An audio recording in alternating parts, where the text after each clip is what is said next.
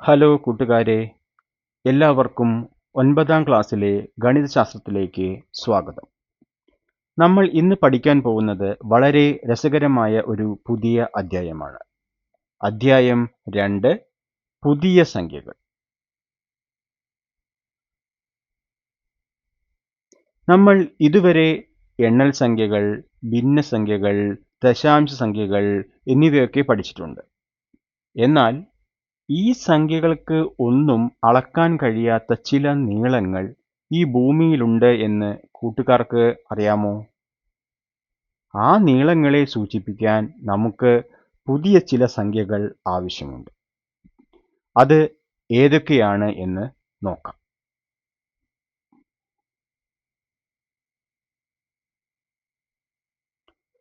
കൂട്ടുകാരെ, നമ്മൾ പുതിയ സംഖ്യകൾ പരിചയപ്പെടാൻ പോകുന്നത് സമചതുരത്തിന്റെ വികർണം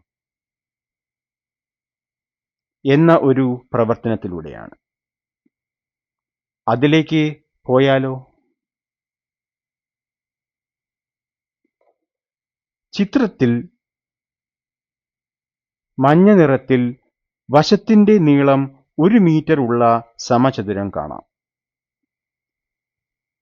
കൂട്ടുകാരെ, ഈ സമചതുരത്തിന്റെ പരപ്പളവ് എത്രയാണ്?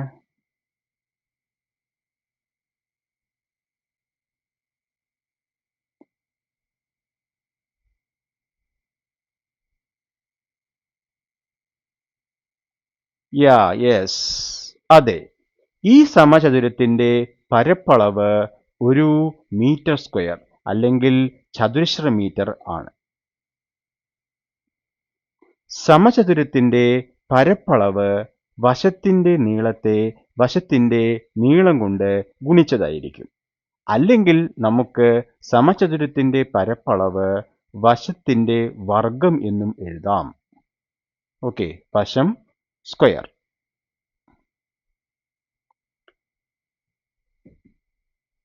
കൂട്ടുകാരെ, ഒരു ചോദ്യം.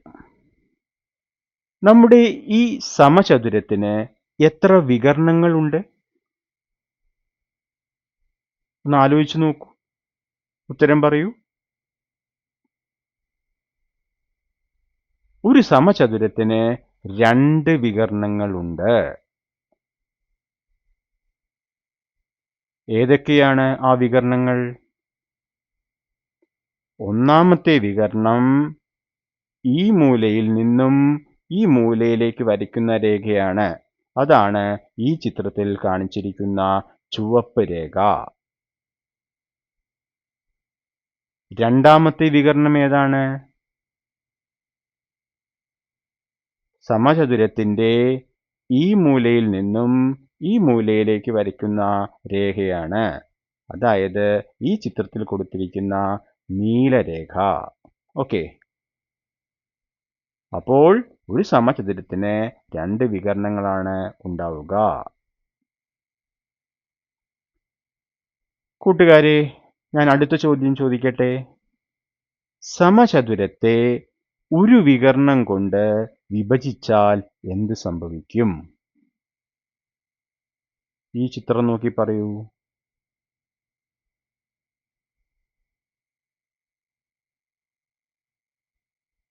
അതെ, നമുക്ക് 2 തുല്യമട്ട ത്രികോണങ്ങൾ കിട്ടും. ഓക്കെ, നമുക്ക് 2 തുല്യമട്ട ത്രികോണങ്ങൾ കിട്ടും. അപ്പോൾ ഒരു സമചതുരത്തെ ഒരു വികർണം കൊണ്ട് വിഭജിച്ചാൽ 2 തുല്യ മട്ടത്രികോണങ്ങൾ കിട്ടും. ഓക്കെ,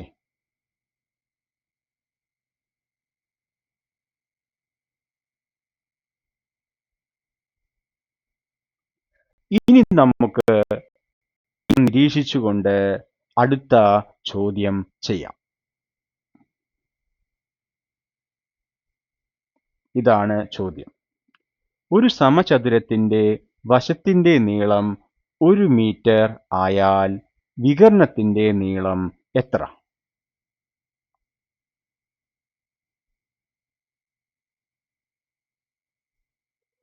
ഈ ചിത്രം ശ്രദ്ധിച്ചാൽ നമുക്ക് ഒരു കാര്യം മനസ്സിലാക്കാം. വികർണം സമചതുരത്തെ രണ്ട് തുല്യമട്ട ത്രികോണങ്ങളായി വിഭജിക്കുന്നുണ്ട്. ഒരു 90 ഡിഗ്രിയുള്ള കോണുണ്ടാവും രണ്ട് ത്രികോണത്തിലും. ഓക്കെ, 90 ഡിഗ്രി കോണിന് എതിരെ കിടക്കുന്ന വശത്തെ നമ്മൾ കർണം എന്നാണ് പറയാറ്.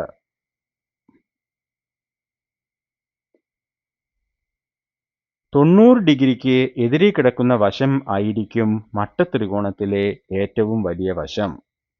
ഇവിടെ നമ്മുടെ കർണമാണ് വികർണം. ഓക്കെ, മറ്റ് രണ്ട് വശങ്ങൾ, 3 വശമാണല്ലോ ഉള്ളത്. മറ്റ് വശങ്ങളിലെ ഒരു വശത്തെ നമുക്ക് പാദം എന്നും രണ്ടാമത്തതിനെ ലംബം എന്നും പറയാം. അതായത് 90 ഡിഗ്രി കോൺ ഉണ്ടാക്കാൻ വേണ്ടി ഉപയോഗിക്കുന്ന വശങ്ങളാണ് പാദവും ലംബവും. ഓക്കെ, നമ്മൾ ഈ പച്ചയോ അല്ലെങ്കിൽ മഞ്ഞയോ ഏതെങ്കിലും ഒരു ത്രികോണത്തെ തിരഞ്ഞെടുത്താൽ വികർണം 90 ഡിഗ്രി കോണിന്റെ എതിർവശമാണെന്ന് മനസ്സിലാക്കാൻ പറ്റും.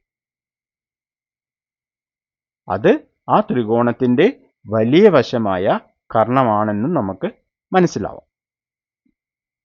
ത്രികോണത്തിന്റെ മറ്റു വശങ്ങൾ പാദവും ലംബവും ആയിരിക്കും.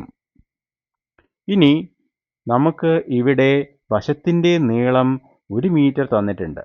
അതുകൊണ്ട് 4 വശങ്ങളും 1 മീറ്റർ ആയിരിക്കും. അപ്പോൾ ഇവിടെ പാദം 1 ലംബം 1. അപ്പോൾ നമുക്ക് കർണം കണ്ടുപിടിക്കാൻ എളുപ്പമാണ്. അതിനുവേണ്ടി നമുക്ക് ഒരു സിദ്ധാന്തം ഉപയോഗിക്കാം. അത് നിങ്ങൾ ഓൾറെഡി പഠിച്ചതാണ്. അതിനെ നമുക്ക് പൈത്തഗോറസ് സിദ്ധാന്തം എന്ന് പറയാം. എന്താണ് പൈത്തഗോറസ് സിദ്ധാന്തം? ഒരു മട്ടത്രികോണത്തിലെ ഏറ്റവും വലിയ വശമായ കർണത്തിന്റെ വർഗം മറ്റ് രണ്ട് വശങ്ങളുടെ, അതായത് പാദം ലംബം, ഈ വശങ്ങളുടെ വർഗങ്ങളുടെ തുകയ്ക്ക് തുല്യമായിരിക്കും. കർണത്തിന്റെ വർഗം സമം പാദം വർഗം പ്ലസ് ലംബത്തിന്റെ വർഗം. ഓക്കെ, ഇതിൽ നിന്ന് നമുക്ക് വേറെ രണ്ട് സമവാക്യങ്ങൾ കൂടി ഉണ്ടാക്കാം. അതിന് തിരിച്ചിട്ടാൽ എന്ത് കിട്ടും? ലംബം സ്ക്വയർ, അതായത് ലംബത്തിന്റെ വർഗം സമം കർണത്തിന്റെ വർഗം മൈനസ് പാദത്തിന്റെ വർഗം. അല്ലെങ്കിൽ നമുക്ക് ഒരു സമവാക്യം കൂടി എഴുതാം. പാദത്തിന്റെ വർഗം എന്ന് പറഞ്ഞാൽ കർണത്തിന്റെ വർഗം മൈനസ് ലംബത്തിന്റെ വർഗം. ഇതാണ് പൈത്തഗോറസ് സിദ്ധാന്തം. അപ്പോൾ ഇവിടെ പൈത്തഗോറസ് സിദ്ധാന്ത പ്രകാരം നമുക്ക് നമ്മുടെ വികർണത്തിന്റെ വർഗം എന്തായിരിക്കും? ഇതാ, വികർണത്തിന്റെ വർഗം സമം പാദത്തിന്റെ വർഗം 1ന്റെ വർഗം പ്ലസ് ലംബത്തിന്റെ വർഗം, അതും എന്താണ്? 1. അപ്പോൾ 1 വർഗം പ്ലസ് 1 വർഗം എന്ത് കിട്ടും? 1 തന്നെ കിട്ടും. അപ്പോൾ 1 പ്ലസ് 1 2 എന്ന് കിട്ടും.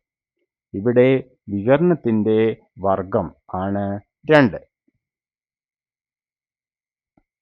ഓക്കെ, അപ്പോൾ വികർണത്തിന്റെ വർഗം 2 ആയതിനാൽ ഏത് എണ്ണൽ സംഖ്യയുടെ വർഗമാണ് 2 എന്ന് ആദ്യം നമുക്ക് നോക്കാം.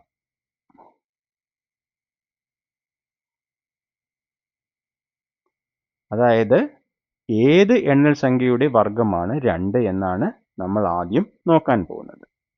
അതിനുവേണ്ടി ഓരോ എണ്ണൽ സംഖ്യയുടെയും വർഗം എടുത്ത് നോക്കാം. ഇവിടെ 1ന്റെ വർഗം 1, 2ന്റെ വർഗം 4.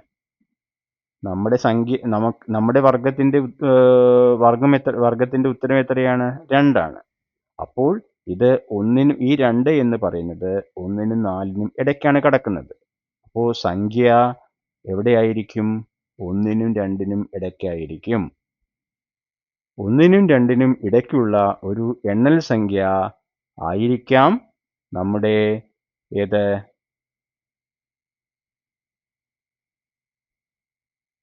2 എന്ന് പറയുന്നത്. ഓക്കെ, ആ സംഖ്യയുടെ വർഗമായിരിക്കും 2. പക്ഷേ 1നും 2നും ഇടയ്ക്ക് എന്തില്ല? എണ്ണൽ സംഖ്യ ഇല്ല. അതുകൊണ്ട് ഒരു എണ്ണൽ സംഖ്യയുടെയും വർഗം 2 ആവാൻ സാധ്യതയില്ല. അത് ക്ലിയർ ആയി കാണുമെന്ന് വിചാരിക്കുന്നു. കാരണം ഒന്നിന്റെ വർഗം 1 ആണ്, 2ന്റെ വർഗം 4 ആണ്. ഒരു സംഖ്യയുടെ വർഗം 2 ആയതിനാൽ അത് ഈ 1നും 4നും ഇടയ്ക്കാണ് കിടക്കുന്നത്. അപ്പോൾ നമ്മുടെ സംഖ്യ എന്ന് പറയുന്നത് 1നും 2നും ഇടയ്ക്കായിരിക്കണം. 1നും 2നും ഇടയ്ക്ക് എണ്ണൽ സംഖ്യ ഇല്ല. അതുകൊണ്ട് എന്താണ്? ഒരു എണ്ണൽ സംഖ്യയുടെയും വർഗം 2 ആയിരിക്കില്ല. അപ്പോൾ നമ്മുടെ നിഗമനം നോക്കൂ. ഒരു എണ്ണൽ സംഖ്യയുടെയും വർഗം 2 ആകില്ല. ഇത് ക്ലിയർ ആണ് എന്ന് വിചാരിക്കുന്നു.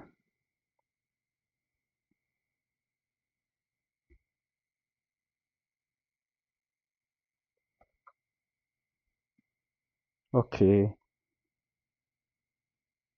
അപ്പോൾ എണ്ണൽ സംഖ്യയല്ല എന്ന് മനസ്സിലായി. ഇനി നമുക്ക് 1നും 2നും ഇടയ്ക്ക് കിടക്കുന്ന ഏത് ഭിന്നസംഖ്യയുടെ വർഗമാണ് 2 ആകാൻ സാധ്യതയുള്ളത് എന്ന് നോക്കാം. അതായത് ചോദ്യം, ഏത് ഭിന്നസംഖ്യയുടെ വർഗമാണ് 2? അപ്പോൾ 1നും 2നും ഇടയ്ക്ക് കിടക്കുന്നതിൽ പ്രധാനപ്പെട്ട ഒന്നാണല്ലോ 1.5. ഓക്കെ, അപ്പോൾ നമുക്ക് 1.5 എന്ന് പറയുന്ന ഭിന്നസംഖ്യയുടെ വർഗം നോക്കാം. അപ്പോൾ 1.5 1/2 അതിൻ്റെ വർഗം എന്ന് പറയുമ്പോൾ നമുക്ക് ആദ്യം എന്ത് ചെയ്യാം? ഇതിനെ മാറ്റി എഴുതാം. മാറ്റി എഴുതുമ്പോൾ ഈ നമ്പറിനെ ഛേദം കൊണ്ട് ഗുണിക്കുന്നു. അപ്പോൾ 1 × 2 2, എന്നിട്ട് അംശം കൂട്ടുന്നു. അപ്പോൾ 2 1 3, അത് അംശമായി കിട്ടും. ഛേദം അതുപോലെ തന്നെ എഴുതും. അപ്പോൾ 3/2ൻ്റെ വർഗം. അപ്പം 3ൻ്റെ വർഗം 9, 2ൻ്റെ വർഗം 4, 9/4. ഇനി 9/4 എന്ന് പറഞ്ഞാൽ എത്രയാണ്? 9നെ 4 കൊണ്ട് ഹരിച്ചാൽ ഹരണഫലം 2, ശിഷ്ടം അല്ലെങ്കിൽ മിച്ചം 1. എത്രയല്ല മിച്ചം? 4. അപ്പോൾ 2 1/4. ഇതിനെ ഇനി എന്ത് ചെയ്യുന്നു? ദശാംശമാക്കി എഴുതുന്നു. അപ്പോൾ 2 നമ്മൾ എടുത്തെഴുതി, പിന്നെ 1നെ 4 കൊണ്ട് ഹരിക്കുകയാണ് ചെയ്യുന്നത്. അപ്പോൾ നമ്മൾ എന്ത് ചെയ്യും?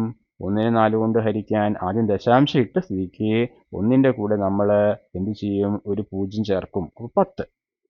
10ൽ 4 എത്ര പ്രാവശ്യം പോവും? അത് ഞാൻ ഇങ്ങനെ എഴുതാം.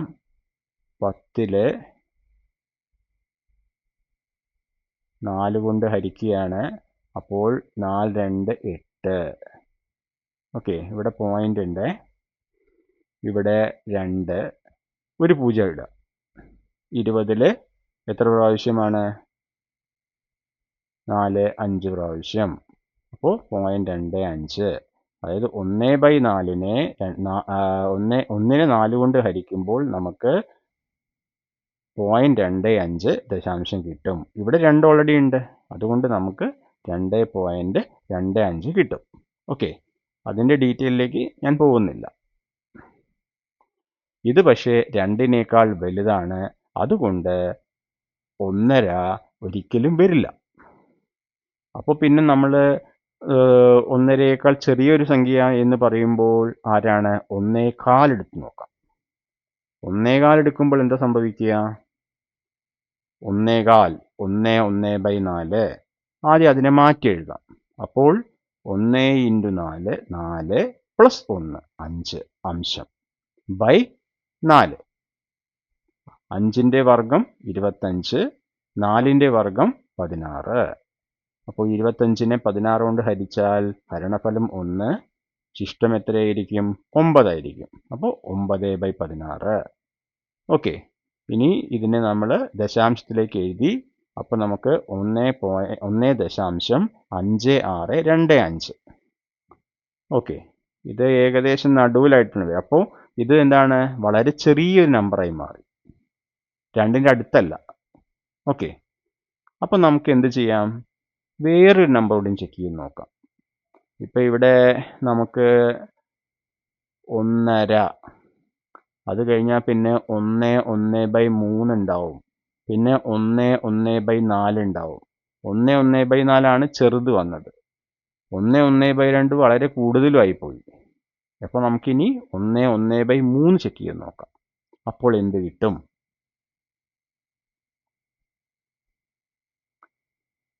1/3 സ്ക്വയർ എന്ന് പറയുമ്പോൾ ആദ്യം മാറ്റി എഴുതാം. 1 × 3 3, 3 1 4, 4/3 വർഗം. 4ന്റെ വർഗം 16, 3ന്റെ വർഗം 9, 16/9. അതിന് ദശാംശമാക്കി എഴുതുമ്പോൾ 1.77. ഇത് 2നോട് കുറച്ചും കൂടി അടുത്ത് വന്നു. ഓക്കെ, അപ്പോൾ നമ്മൾക്ക് വേണ്ടത് എന്താണെന്ന് വെച്ച് കഴിഞ്ഞാൽ ഈ 1/3നും 1/2നും ഇടയ്ക്കുള്ള സംഖ്യകളാണ് ഇനി ചെക്ക് ചെയ്യേണ്ടത്. അങ്ങനെ ചെക്ക് ചെയ്ത് നോക്കിയാൽ നമുക്ക് എന്താണ്, കുറച്ച് 2നോട് വളരെ അടുത്ത് വരുന്ന സംഖ്യ കിട്ടും. പക്ഷേ കൃത്യമായും 2 എന്ന് പറയുന്ന സംഖ്യ കിട്ടില്ല. ഓക്കെ, അതായത് നമ്മൾ 1നും 2നും ഇടയ്ക്കുള്ള ഏത് ഭിന്നസംഖ്യ എടുത്ത് പരിശോധിച്ചാലും വർഗം 2 എന്നുള്ളത് കൃത്യമായിട്ട് കിട്ടില്ല. ഓക്കെ, അതുകൊണ്ട് നമുക്ക് ഒരു നിഗമനത്തിൽ എത്താം. എന്താണ് നിഗമനം? ഒരു ഭിന്നസംഖ്യയുടെയും വർഗം 2 ആകില്ല.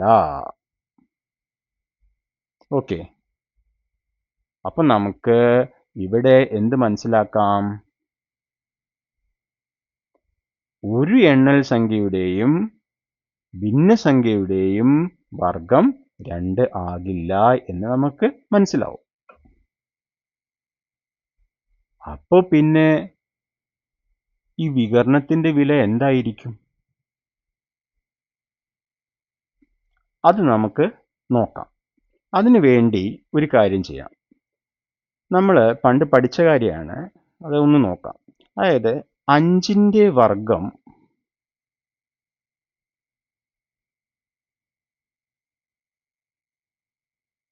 25. അത് നമ്മൾ എങ്ങനെ എഴുതുക? 5 സ്ക്വയർ അല്ലെ 5ന്റെ കൃതി 2, 5 ഘാതം 2 സമം 25. ഇങ്ങനെ ആയാൽ 25ന്റെ വർഗമൂലമാണ്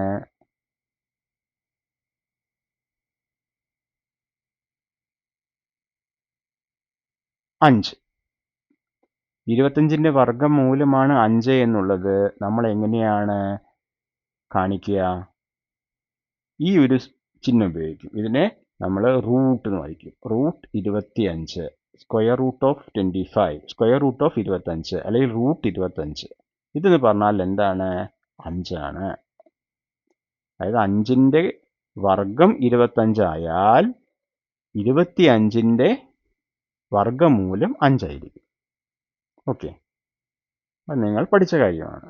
അപ്പോൾ ഇവിടെ നമുക്ക് 5 എന്നുള്ളതിന് പകരം വികരണം എന്ന് ഉപയോഗിക്കാം. കാരണം വികരണത്തിൻ്റെ വർഗമാണല്ലോ 2. അപ്പോൾ നമുക്ക്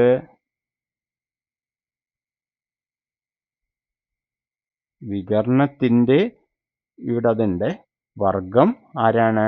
2 ആയാൽ നമുക്ക് എന്തെഴുതാം? ഇവിടെ വികരണം സ്ക്വയർ സമം 25. അങ്ങനെയാണെങ്കിൽ 25 അല്ല, നമ്മൾ തെറ്റിപ്പോയി, 2 ആണ്. ഓക്കെ, കാരണം ഇവിടെ 2 ആണല്ലോ.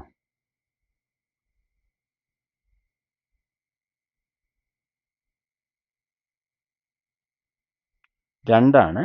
അപ്പോൾ നമുക്ക് 2 വികരണത്തിൻ്റെ സ്ക്വയർ 2 ആയാൽ നമുക്ക് എന്തെഴുതാൻ പറ്റും?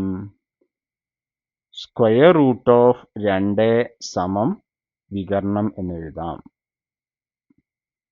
ഓക്കെ, അപ്പോൾ നമുക്ക് ഇതിൽ നിന്നും വികരണം എന്ത് കിട്ടും?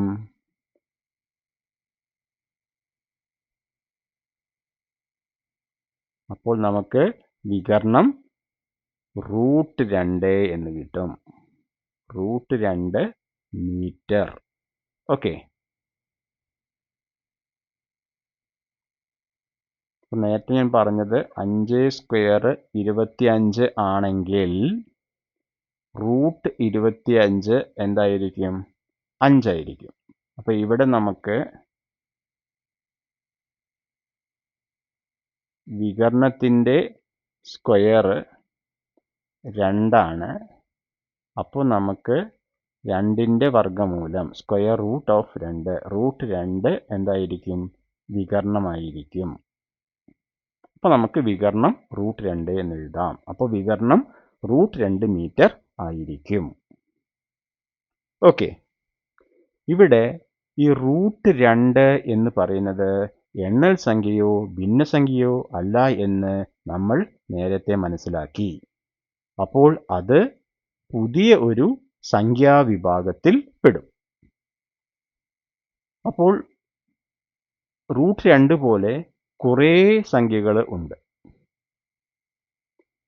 ആ സംഖ്യകളുടെ പ്രത്യേകതകളാണ് നമ്മൾ ഈ അധ്യായത്തിൽ, അതായത് പുതിയ സംഖ്യകൾ എന്ന അധ്യായത്തിൽ പഠിക്കുന്നത്. ഓക്കെ. ഈ സംഖ്യകളെ എങ്ങനെ കൂട്ടാം, എങ്ങനെ കുറയ്ക്കാം, ഈ സംഖ്യകളെ മറ്റ് സംഖ്യകളുമായി നമ്മൾ നേരത്തെ പഠിച്ച എണ്ണൽ സംഖ്യയായിട്ടൊക്കെ എങ്ങനെ ബന്ധപ്പെടുത്താം, അതെല്ലാമാണ് ഇതിൽ പഠിക്കുന്നത്. അപ്പോൾ നമ്മൾ അടുത്ത വീഡിയോയിൽ പാഠപുസ്തകത്തിലെ ചോദ്യത്തിൻ്റെ ഉത്തരം എങ്ങനെയാണ് കണ്ടെത്തുന്നത് എന്ന രീതി നമുക്ക് പരിശോധിക്കാം. ഓക്കെ. അപ്പോൾ ഈ വീഡിയോ നിങ്ങൾക്ക് യൂസ്ഫുൾ ആയിട്ടുണ്ടാവും എന്ന് ഞാൻ വിചാരിക്കുന്നുണ്ട്. ഓക്കെ. ഇതിൽ സ്പീഡ് കൂടുകയോ സ്പീഡ് കുറയുകയോ പിന്നെ ഞാൻ പറയുന്ന കാര്യങ്ങളിൽ വ്യക്തത വരുന്നില്ലെങ്കിലോ നിങ്ങൾ എന്ത് ചെയ്യണമെന്ന് വെച്ച് കഴിഞ്ഞാൽ അത് കമൻറ്റ് ചെയ്ത് അറിയിക്കുക. വീഡിയോ ഇഷ്ടപ്പെട്ട് കാണുമെന്ന് വിചാരിക്കുന്നു. ഇഷ്ടപ്പെട്ടാൽ ലൈക്ക് ചെയ്യുക. പിന്നെ ഇത് എന്ത് ചെയ്യുക, നിങ്ങളുടെ ഫ്രണ്ട്സിനെല്ലാം തന്നെ ഷെയർ ചെയ്യുക. അതേപോലെ തന്നെ ചാനൽ സബ്സ്ക്രൈബ് ചെയ്യുക. പിന്നെ നിങ്ങളുടെ സപ്പോർട്ട്, അതാണ് ഏറ്റവും വലിയ ആവശ്യമുള്ളത്, അത് എപ്പോഴും ഉണ്ടാവുക. ഓക്കെ. അപ്പോൾ എല്ലാവർക്കും ഒരിക്കൽ കൂടി നന്ദി. Thank you.